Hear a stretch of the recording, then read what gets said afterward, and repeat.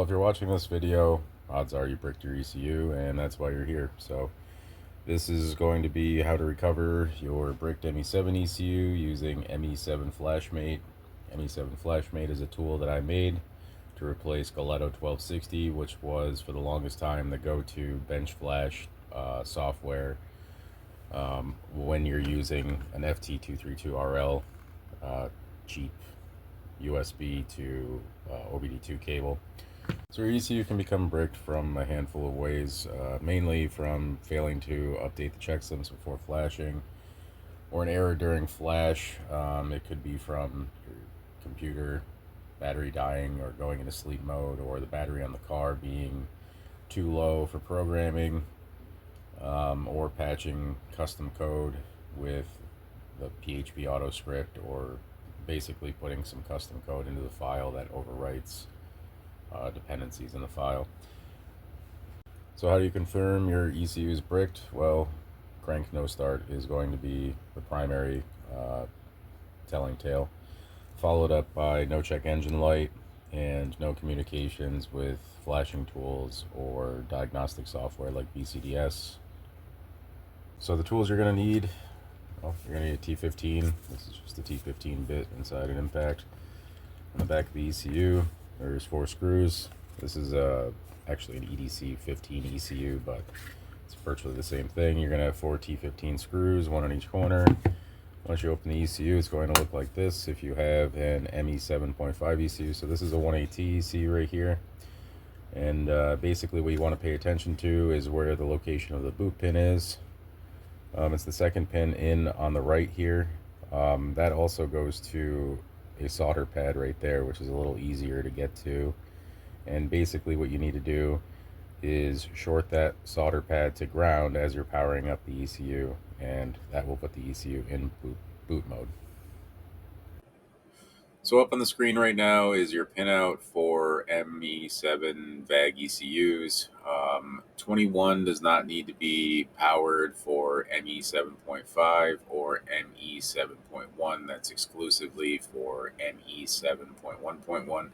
Now, it wouldn't hurt anything to power that up anyways, but it's not required for ME7.5 and ME7.1, like I said.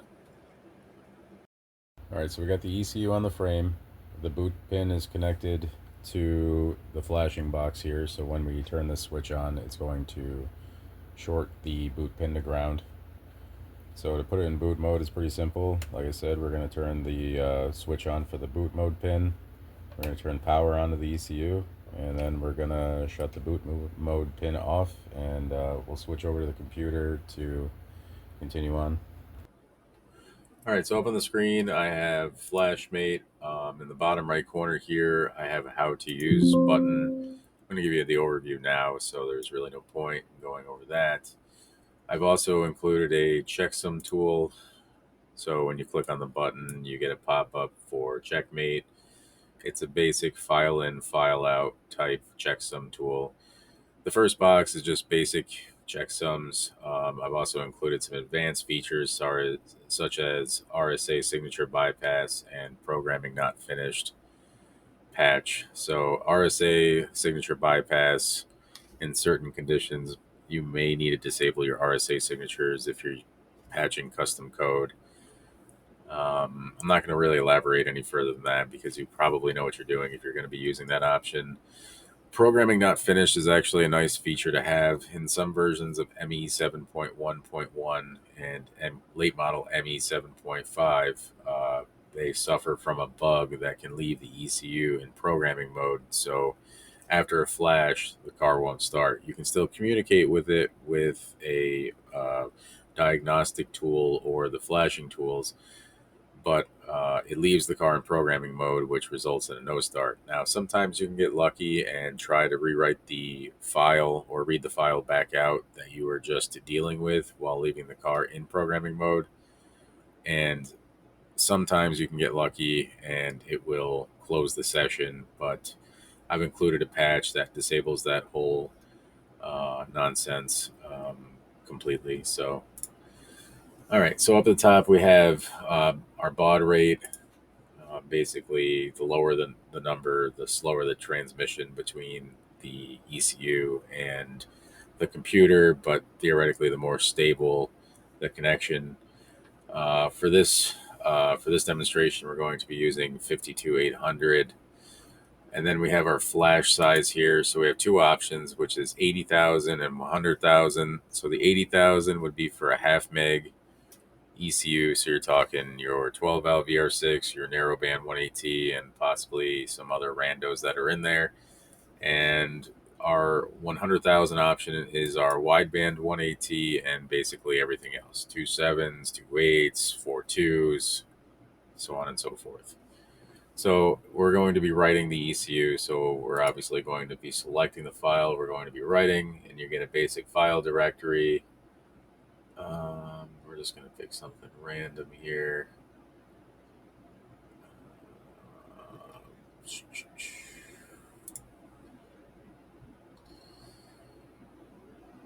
There we go. There we go. All right, so we just had our file picked. So we've gone over everything. You're obviously going to want to update your checksums before you write your file. So we're going to click write, and we get a pop-up box for asking if we verified our checksums. We're going to click yes. Then we get another pop-up that says, please wait until operation is complete. Basically, right now, in the background, it's communicating with the ECU, setting up all the timings. And once it's in progress of writing, in this box right here, we will get our data logs, which will show us our percentage of completion. And yeah, so we'll just hang out here for a second until it starts populating so I can show you. Yep, here we go. So right now it's writing the ECU. I'm going to pause the video, and when it's complete, I'll be back. All right, so the flash is now complete. It took approximately 2 minutes to flash the ECU. At this point, the ECU is ready to go back in the car. If you have any questions about FlashMate, or you would like to get a copy of it, feel free to send me an email. It will be in the description below. Thanks for watching.